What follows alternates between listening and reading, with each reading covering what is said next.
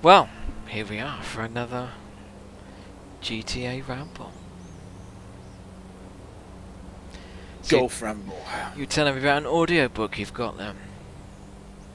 Yep, because I finished my previous one, which was The Planets, which was very good, actually getting me to sleep. But last night I didn't sleep at all, because the new book I got is by Richard Ayoade, Ayoade. Ayoade, narrated by Richard Ayoade, and it's called Ayoade on Ayoade. Ah, And the disclaimer at the start of it is him saying, "This is not. I'm not telling you to stack IODs on top of IODs. That is, don't do that. That is against human rights. What you want to do is just roll up a piece of newspaper if they're in the way and just swat them away." well that's very Ayoade. Yeah, but this book is this audiobook is very good. It's mainly in interview form, where he's interviewing himself, and he does not get on at all with himself. He doesn't understand what he's talking. The interviewee side of himself has no idea what the interviewer side of himself is going on about. Well, I don't think he does well in interviews anyway. No, but I think for the most part that is on purpose for comic effect. Yeah. I mean, have you ever watched the interview he did on Channel 4 News with Krishnan and Guru Murthy? No, I don't think so. I strongly recommend that you go and watch that then, because he's clearly quite uncomfortable with it. So he starts turning the questions back onto the to Krishnan. So like, oh, so what about your latest book? Is that really good? He's like, well, what do you think I should be saying in this case? You know, I'm writing a book. Do you really care about this book? Does anybody care about this book? Why do you want me to be explaining why I'm talking about my book? Yeah, it's quite amusing, like the locales he's got in this audiobook. He's in I think it's in 4 different separate places, and the first one you can tell he must be in like his bathroom, because it's really echoey and there's like a dripping tap in the background you can just hear. And there's other one where he's having his interview. Here we go again. Here we go again. He's having his interview in one of those shipping containers, which has got nothing in it apart from a rocking horse. But it's a very good bit of a surreal comedy. Then the problem is, it's not good if you want to get to sleep, because I was just laughing out loud the whole way through. So I didn't get a wink of sleep last night. I can thoroughly recommend it. It's very funny. Well, I've not finished it yet, but I doubt it's going to go down in quality anywhere. And he was talking about his 2 films. I didn't even realise he'd done films. Yeah. Directed and written films. Yeah, I didn't even I know realise. he's directed a couple. I can't remember off the top of my head which ones they were though. It's Was called Submarine one of them? First one is called Submarine. Yeah. The second one is called it's like Another or something like that, or where it's got Jesse Eisenberg, who ends up having a doppelganger of himself, who's like really like witty and charming and basically completely opposite to him. But no one seems to realise that he's his doppelganger. Everyone just treats him as like a separate person. Yeah, that's very much his style though, I think. Yeah, they both got good reviews.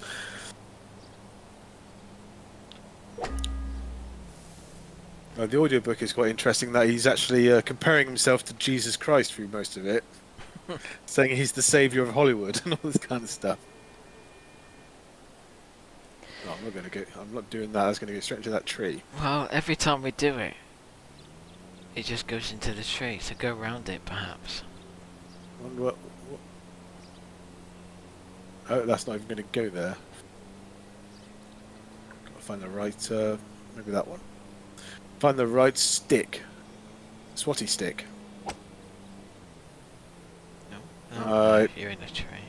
Yeah, you're always in a tree with that one. I heard a rustling. I think that's about all I can say about Ayoade on Ayoade. it's very funny, but it's no good for us if you want to go to sleep. Unlike my previous book, The Planets, which was very interesting stuff, but it was also very soothing stuff. You could just go to sleep to it. I'll keep an eye out for it. I do like him. I shall keep an eye out for it. I recommend you do so. So that's my little tidbit. What's your little tidbit? Well, I had my first ever... Oh, that's a good shot. Ooh. Good shot there, chum. I had my first ever trip to a IKEA on Thursday. First ever? Yeah, I'd never been to an IKEA store before. Wow. I'd bought my computer desk from them, but I got it delivered. Oh, Bastard. It does this to me every fucking time. It's rigged. Rigged, I tell you. Rigged game. but it's very interesting. I took Mum. She'd never been to one before as well. In fact, she'd had one of her friends saying it's quite an experience. But you park up. They've got a big giant multi-story car park that you park in. Oh, that's going a bit far. Yeah. Didn't like that. You enraged a bit on that one. You walk into the store, then you go up. You get funneled into one particular area, which is like their showroom. So you've got this upstairs area, which is all these different like bathrooms and bedrooms and showcase 1-bedroom flat and 2-bedroom flat, but they've got all of their stuff in like these dioramas, I suppose, where you can look at it and it's all, you know, some of the rooms even had like smells pumped into them to make it smell like fresh pine or something like that. But it was really nice just wandering around. I mean, I love Scandinavian stuff anyway, and I could have bought all sorts of stuff in that shop really. Did you actually buy anything? Oh yeah, I bought quite a lot. I think. Oh yeah. Oh yeah. I think Mum spent something like 200 odd quid in there. I spent 100 odd quid, and then because they didn't have the furniture in stock that I wanted, I spent another 300 odd quid online when I got home ordering what I wanted.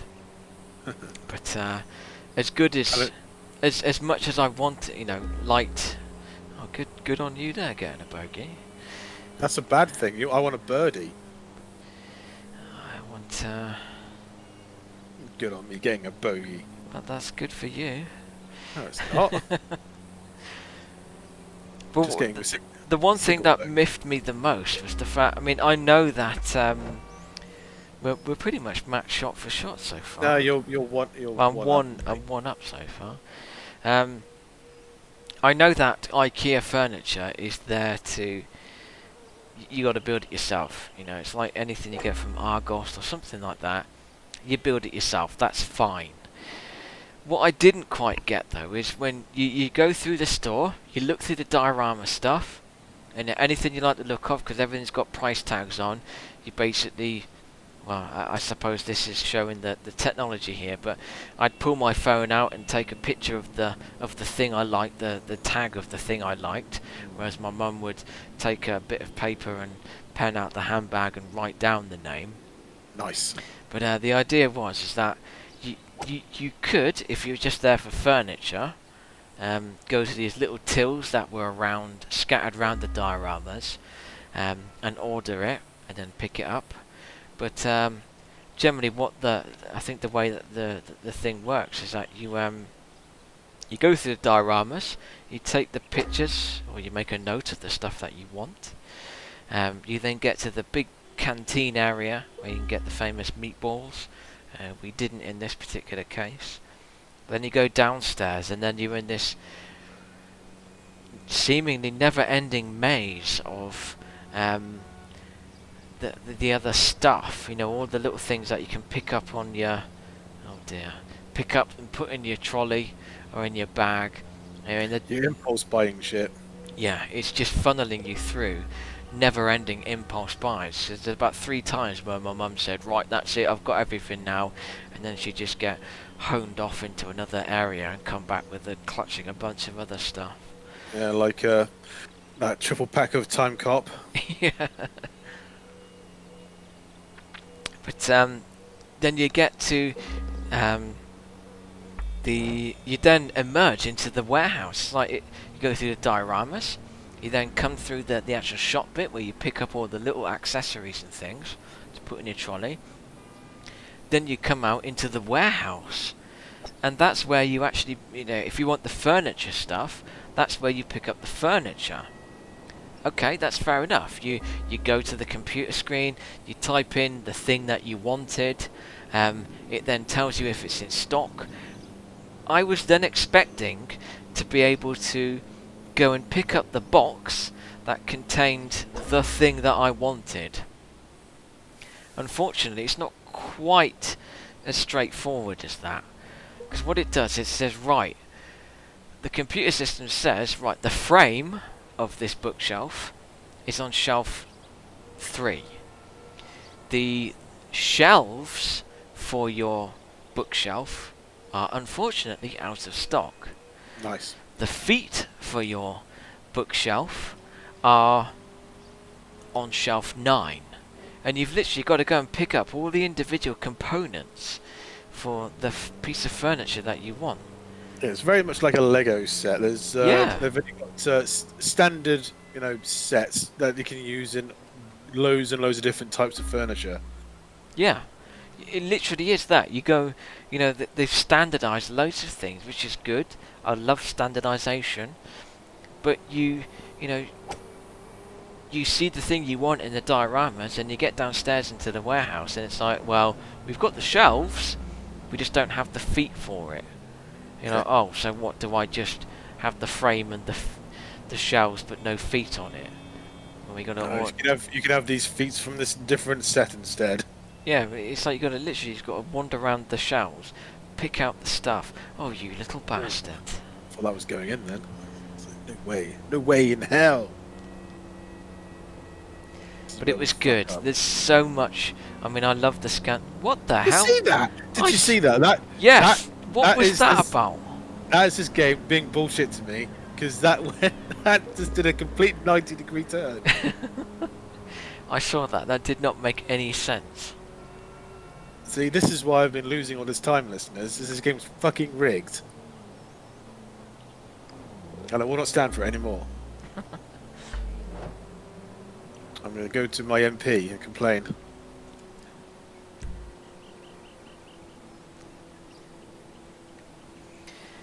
But yes, despite the fact it's a bit disappointing, so in the end I actually wanted I've got some Billy bookcases and a Besta TV bench. So I've got the furniture I've got at the minute is quite higgledy-piggledy, random shit that I've picked up in different shades of wood or black over the years in different places, and it just looks... Wow, that must have caused a crater. Your ball there, it went straight down and stopped. I've been to IKEA a few times over the years and never had a problem with it. So I guess I'm just lucky. Well, it's just stock issues. Yeah, yeah, I know that it's... Well, yeah, I mean, on their website it says they've got stock issues getting stuff in, which is why even the stuff that I bought online. So I got home, I was able to buy the pieces of furniture that I wanted online, but unfortunately it was all in black, and I preferred to have had like oak effect stuff.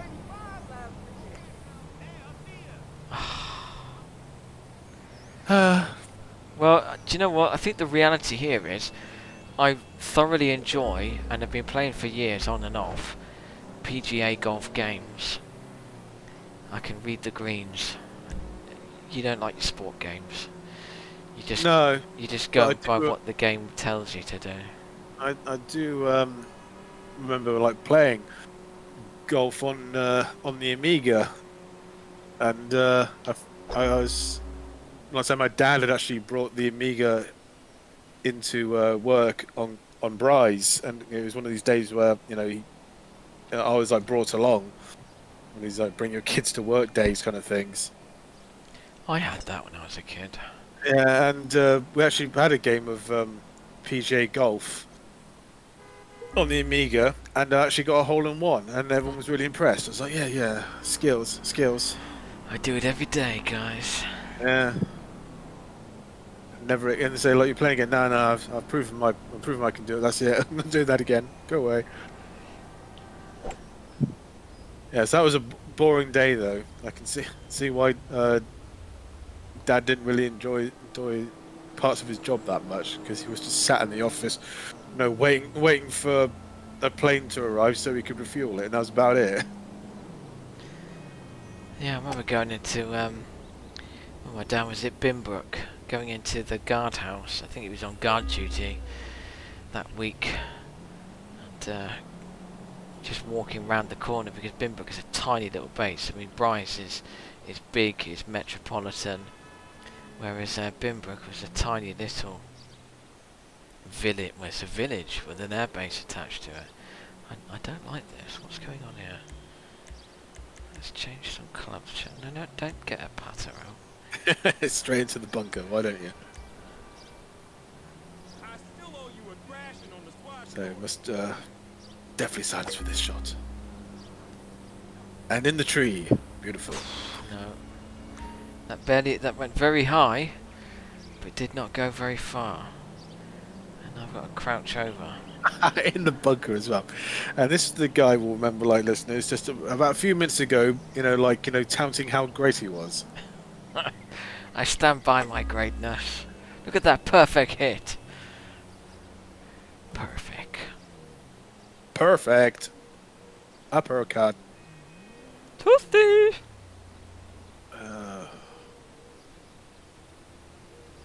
No idea what I'm doing here, so we'll do this. I don't even know where the thing is. Yeah, it doesn't do a good job of putting the pin out on your screen when you get up close like this. Oh, I think it's... No, it's nowhere near. I couldn't see the damn thing. Yeah, the cursor goes to it by default, but if you move it... Yeah, then you lose it. Move it, you lose it. What a pisser. Trying to think what else we've been doing this week. Not much, really. So we've just been waiting for Cyberpunk, and that was it. So I've had another 4 days off of work and just sat around doing squat. Not doing squats, which I should be doing. Oh. Take the hint into account, Warcake. I cannot do that. I refuse. I refuse to be... kowtowed by hills. Yes.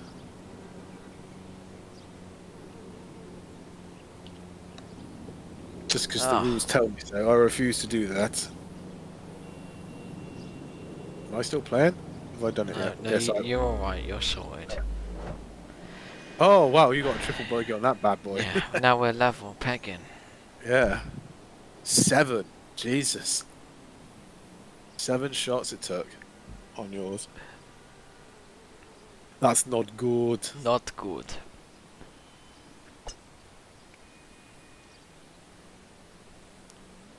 I'll tell you one thing I did see was an MP, God knows which MP it was, just probably some backbencher, put out to the house that about The Crown, saying like he thinks Netflix should actually put a disclaimer at the front saying that this is a work of fiction. Yeah, I saw that. It came out a couple of weeks ago. I'm in two minds about it. I mean, for people like me, obviously there's no need to put a disclaimer on. I know it's a work of fiction. I know that. But then you got these other people that take anything they watch on television as gospel. That is it. That is how things are. I have to say, I think it's because of the Americans. Yes. I was about to add, it reminds me of like the Orson Welles War of the Worlds radio show. Yeah. You know, where they took everything that was said in gospel, even though right at the start of it, they did actually put a disclaimer on it, but they still took it as rote. And I don't understand that kind of mentality where it's on Netflix, it's under drama, it's not under documentaries, so don't believe a word that's been said. But then again, it's got to be for the Americans, who Well, will I don't think that it's real. Because oh shit, I fucked that up. Fucked that up proper. You fuck everything up. Fuck you, man. Your mum doesn't say that. No, she doesn't. She doesn't say that at all. You're right about that. Exactly. You don't fuck anything. Your mum laughs at me and says, "You don't even get me." Oh, I had something to say about that as well, man. What, your mum and me? No, it was something to do about fucking, but I can't remember what it was I was thinking about now. But it was jolly hilarious at the time. I'll have to... Oh! Absolute look at that! beauty! My look God. Look at that! I might actually get a grand in hand. That could be you winning from now on. Jesus Christ. That's the gods reprimanding you for your boasting earlier. Probably more the fact that I was including your mum in sexual talk, and it was like, no, Yeah. we're not having that. Yes, Boggy. the gods have spoken. Yes, you're 2 under. Well, well, you're 3 over, but Three you're over, 2 but under me. Yeah. So we shall see. I think you've got this one. Yeah. It's going to be nigh on impossible for me to bring this one back.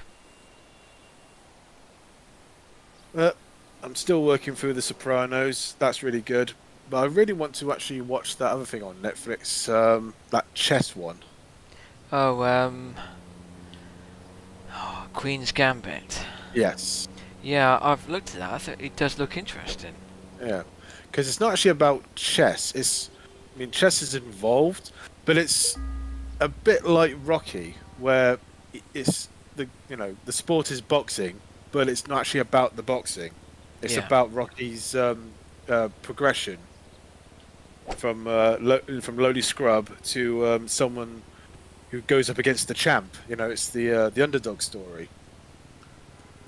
And I think that's pretty much what this is as well, but more dramatized about abuse and mental well-being. Well, I do like a bit of mental wealth-being. I've looked at it. Bloody hell. There's so much stuff on Netflix or Prime that I want to watch, and yet I still end up finding myself watching every week. In fact, the only thing I've watched on Netflix recently is, well, Discovery, and another pretty trash episode, which what I think is the penultimate one. Have you seen the latest episode? No, I've got them all stacked up. I've not watched. The last one I watched was... God, it must have been the one where that the Barzan lady, she joined that that siege ship, I think. I don't know. I think that was the last one. Well, this one was more, episode 9 now one. It's more about Georgia Yo going back to the Terrans, but somehow she's gone back in time, and she knows what Burnham's gonna do. I mean, it's granted it's got sexy Killy on it instead of Tilly. Oh, Captain Killy. Yeah, I mean, well, no, it's actual Killy, not just Captain Killy. Not the pretend one. It's the actual Killy. Yeah, she was Captain Killy.